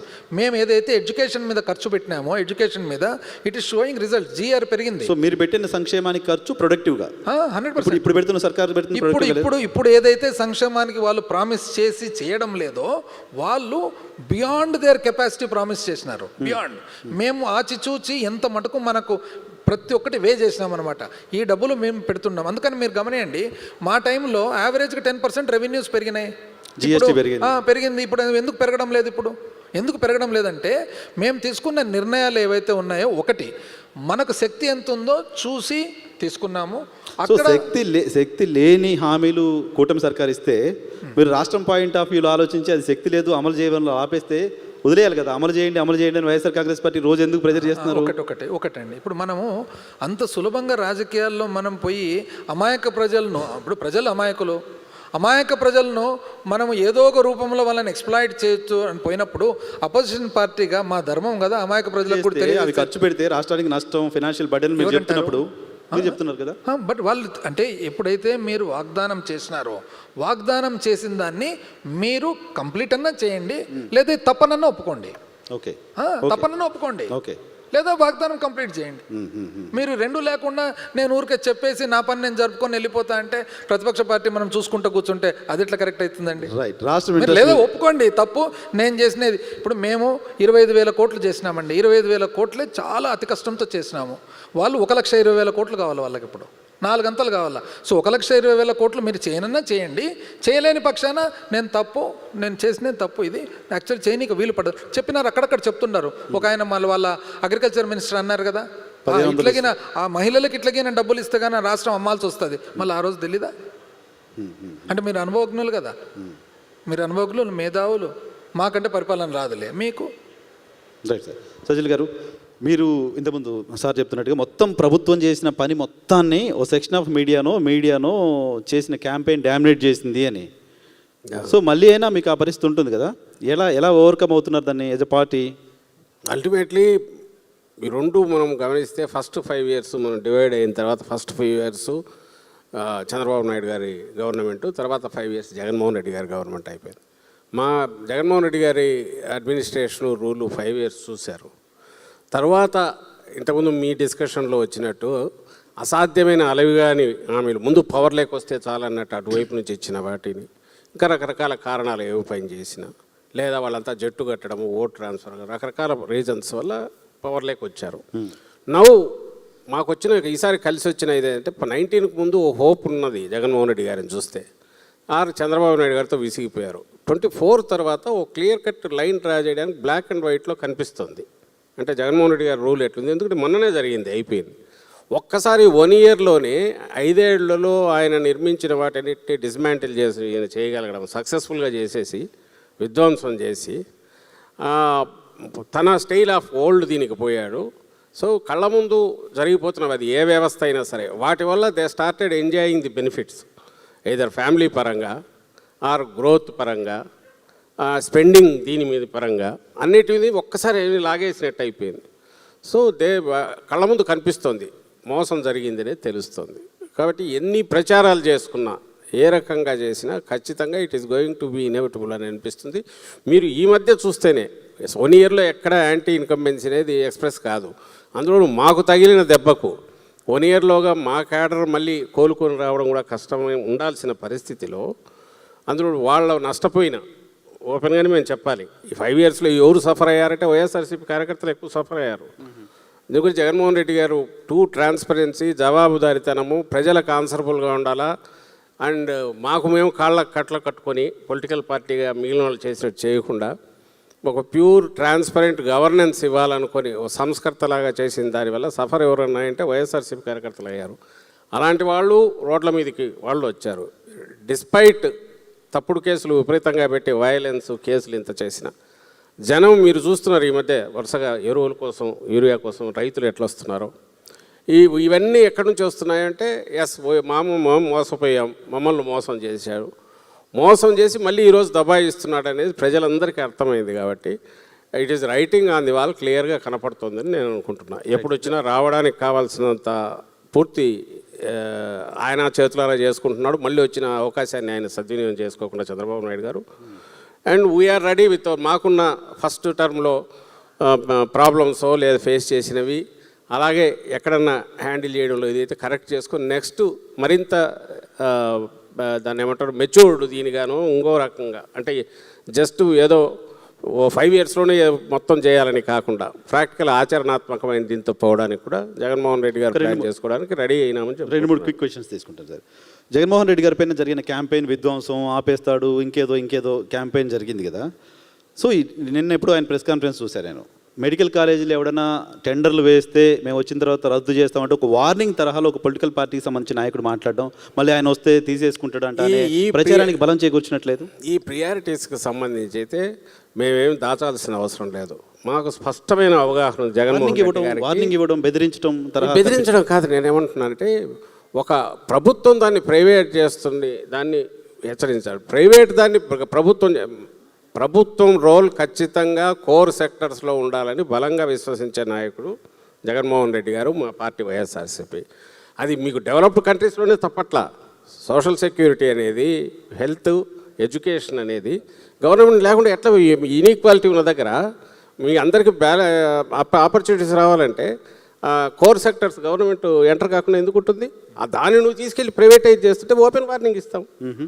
ఒక ఎవరైనా ప్రైవేట్ దాన్ని గవర్నమెంట్ చేస్తుంటే హెచ్చరిక చేస్తే అదేం తప్ప గవర్నమెంట్ తీసుకుంటుంటే అంటున్నాం అనొచ్చు. కానీ ప్రభుత్వం దాన్ని ప్రైవేట్ చేస్తుంటే హెచ్చరిక చేయడం ఓపెన్గానే చేస్తాం. నిజం కూడా అది. అందులో ఈయన కట్టాడు. జస్ట్ కాన్సెప్చువల్ స్టేజ్లో అంటే అది నీ ఊహాగానాలబ్బా కష్టం అని ఎవరైనా అనుకోవచ్చు. అది మీ ప్రియారిటీస్. కట్టి మీకు చేతిలో పెడితే 5 మెడికల్ కాలేజీలు నడుస్తున్నాయి, 5 super speciality hospital already running, 2 opening అప్పటికే రెడీగా ఉన్నాయి. మిగిలిన వాటికి ఫండింగ్ అంతా ఏర్పాటు చేస్తే బిల్డింగ్లు సగం పూర్తి అయితే వాటిని నడపలేమనంటే నువ్వు ఒక పక్క లక్షల కోట్ల అప్పులు చేసి బిల్డింగ్లు కడతానంటున్నావు. ఇవి కడితే నీకు మెడికల్ హబ్ పూర్తిగా తయారైపోయి మెడికల్ హెల్త్ పరంగా సేఫ్ ఇది వస్తుంది ఎంటైర్ పాపులేషన్ కానీ కళ్ళ ముందు, including middle class, upper middle class ఎవరికైనా సరే సూపర్ స్పెషాలిటీ సేవలు ఒక పార్లమెంటు దీంట్లో అందుబాటులో ఉంటాయి. ఆమె కాంపిటీషన్ క్రియేట్ అయితే కార్పొరేట్ సెక్టర్ కూడా రేట్లు తగ్గితే ఎవరు బెనిఫిట్ అయ్యేది? Entire population, not only poor కాదు, అందరూ అవుతారు. సో మిగతా వాళ్ళకు కూడా వార్నింగ్ ఇస్తున్నారు. ఐఏఎస్ ఆఫీసర్లకు వార్నింగ్ ఇస్తున్నారు, ఐపీఎస్లకు వార్నింగ్లు ఇస్తున్నారు, ఎస్ఐ దగ్గర నుంచి మొదలుపెట్టి పేరు పెట్టి గుర్తుపెట్టి జరుగుతున్నది స్టేట్ని ఎటు తీసుకెళ్తారు? మీరు వచ్చినప్పుడు వాళ్ళకి వార్నింగ్లు ఇచ్చుకుంటూ మీరు గమనిస్తే కేసు ఏదైనా చూడండి, ఎలాంటి కేసులు పెడుతున్నారు. మేము వైఎన్ఆర్ వెళ్ళేసి ఊరి మీద వచ్చి బుగ్గన రాజాయన మన చేశాడు, దానివల్ల మా నాయకుడు మనసు కష్టమైందని రాస్తే ఇమ్మీడియట్ తీసి బొక్కలో పడేస్తున్నారు. బొక్కలో పడేస్తామని ముఖ్యమంత్రి హెచ్చరిస్తున్నారు. ప్రభుత్వాల ప్రకారమే కదా మీరున్నప్పుడు మీ దగ్గర పనిచేస్తున్న ఐఏఎస్లు, ఐపీఎస్లు, ఎస్ఐలు, సిఏలు ఎలా పనిచేస్తున్నారు కదా. ఆ రోజు ఈ రోజు మీరు వార్నింగ్ ఇవ్వాల్సింది పొలిటికల్ పర్సనాలిటీస్ కదా. ఆఫీసర్లు ఎలా బెదిరిస్తారు? పొలిటికల్ బాసెస్ ఖచ్చితంగా ఇస్తాము. అట్ ది సేమ్ టైం అఫీషియల్స్లో ఎవరైనా ఉంటే బాబు మీరు పర్మనెంట్ ఉండేవాళ్ళు మళ్ళీ మేము వస్తాము, వచ్చినప్పుడు ఇది అవుతుంది అనేది అయితే ఖచ్చితంగా వార్నింగ్ ఇవ్వాలి. But at the same time మీరు గమనించాల్సిన చంద్రబాబు నాయుడు గారు ఇంతకంటే ఘోరంగా హెచ్చరికలు చేశారు. మీ అంతు చూస్తాను, తోలు తీస్తాను కూడా అన్నారు. మేము ఆయన స్థాయికి పోలా, ఆయన దారిలోకి పోతున్నారు. మీరు ఆయన దారిలో ఏం పోవట్లా. నేను చెప్తున్నాను, ఆఫ్టర్ ఆల్ ఇప్పుడు మీరు ఆడుతున్నప్పుడు గేమ్ రూల్స్ ఆయన డిసైడ్ చేస్తున్నాడు. ఆ గేమ్ రూల్స్ ఆయన డిసైడ్ చేసినప్పుడు ఆయన ఇట్లా ఆడితే నీకు కూడా తన్నులు పడతాయి, నీకు దెబ్బలు పడతాయి అని అనాల్సి వస్తుంది. ఎందుకు నువ్వు అట్లే కొడుతున్నావు. రైట్. గేమ్ రూల్స్ మేము రోజు తన్నులు తింటుంటాం, పవర్లో ఉన్నా తింటుంటాము, పవర్లో లేనప్పుడు అట్లే ఉంటామని ఎట్లా అంటావు? నువ్వు వేసిన విత్తనం అదే చెట్టు అవుతుంది అనేది అందుకే వార్నింగ్ ఇచ్చేది. కాబట్టి దానికి ప్రిపేర్డ్గా ఉండాలి. వద్దు, తగ్గు అని చెప్తున్నాం. మాకు సంబంధించినంత వరకు డెమోక్రసీలో ప్రభుత్వంకు ఎంత ఉందో అధికారులకు అంతే ఉంది, కింది స్థాయి ఉద్యోగికి అంతే బాధ్యత ఉంది, అపోజిషన్కి అంతే బాధ్యత ఉంది అనే ఉద్దేశంతోనే మేము బంధనాలు వేసుకుంటా దీనిలాగా పోయి సబ్స్క్రైబ్ అవుతూ ప్రజలే సుప్రీం అనే దాంతో పోయాము. 5 yearsలో ఆ మ్యాండేట్ను పూర్తి సద్వినియోగం చేసుకోవాలని ట్రై చేశాము. ఆ ప్రాసెస్ దీనికి సంబంధించినంతవరకు ఎక్కడ డీవియేట్ కానీ రిజల్ట్స్ కూడా కనపడినాయి. ఇప్పుడేమో ఈయన వాటన్నిటిని పాడు చేసి మొత్తం ఇది చేసి politics is a different ball game అన్నట్టు నడుపుతున్నాడు. విచ్ ఈజ్ రాంగ్ అని మేము అంటున్నాం. ఇది కరెక్ట్ స్టాండ్. మీరు కూడా అప్రిషియేట్ చేయాలి, అందరూ అప్రిషియేట్ చేయాలని కోరుకుంటున్నాం. రైట్ సార్, చూద్దాం. మొత్తంగా చాలా థ్యాంక్ యూ వెరీ మచ్ ఇద్దరికి, రాజేంద్ర రెడ్డి గారు, సజ్జల రామకృష్ణ రెడ్డి గారు కాంక్లేవ్లో పార్టిసిపేట్ చేసినందుకు. ఇది పొలిటికల్ పార్టీగా YSR Congress party vision state development విషయంలో వైఎస్ఆర్ కాంగ్రెస్ పార్టీది పర్సన్ సెంట్రిక్ డెవలప్మెంట్, బిల్డింగ్లు కట్టడమో ఇంకేదో చేయడమో కాదు, వ్యక్తి అభివృద్ధి చెందితే మొత్తం రాష్ట్రం అభివృద్ధి చెందుతుంది అనే విధానంలో మేము ముందుకెళ్ళాం. ప్రభుత్వం డెవలప్మెంట్కి సంబంధించి తీసుకునే నిర్ణయాలకి మా మద్దతు ఉంటుంది అనేది వైసీపీ చెప్తున్నమాట. Thank you very much. Thank you. Thank you very much YNR గారు. థ్యాంక్ యూ బుగ్గన్న గారు. థ్యాంక్ యూ సజ్జల గారు. ఐ రిక్వెస్ట్ భాను వెంకటేష్ గారు to please come forward and present a memento and a shawl. YSRCP blueprint vision for Andhra a decade from now. ఈ first panel సెషన్ని conduct చేశారు moderator YNR గారు. Thank you very much. And అలాగే దీని తర్వాత values that build dharma and ethics in shaping Andhra's future, ఒక very interesting spiritual panel discussion జరగబోతుంది. And అలాగే we're awaiting the arrival of our honourable chief minister Shri Nara Chandrababu Naidu గారు ఈరోజు ఆంధ్రప్రదేశ్ డికేడ్ ఫ్రమ్ నౌ ఈ panel డిస్కషన్లో పాల్గొనబోతున్నారు. అలాగే ఇంకొక సెషన్ యంగ్ ఆంధ్ర బోల్డ్ ఆంధ్ర అంటూ ఒక ఇంట్రెస్టింగ్ సెషన్ని కండక్ట్ చేయబోతున్నారు. And Telugu enterprises decade from now and అలాగే ఫ్యూచర్ రెడీ మైండ్స్ అంటూ ఎడ్యుకేషన్ డికేడ్ ఫ్రమ్ నౌ ఈ ప్యానల్ డిస్కషన్ కూడా జరగబోతోంది. అండ్ గౌరవనీయులు శ్రీ బుగ్గన రాజేంద్రనాథ్ రెడ్డి గారు మరియు సజ్జల రామకృష్ణారెడ్డి గారికి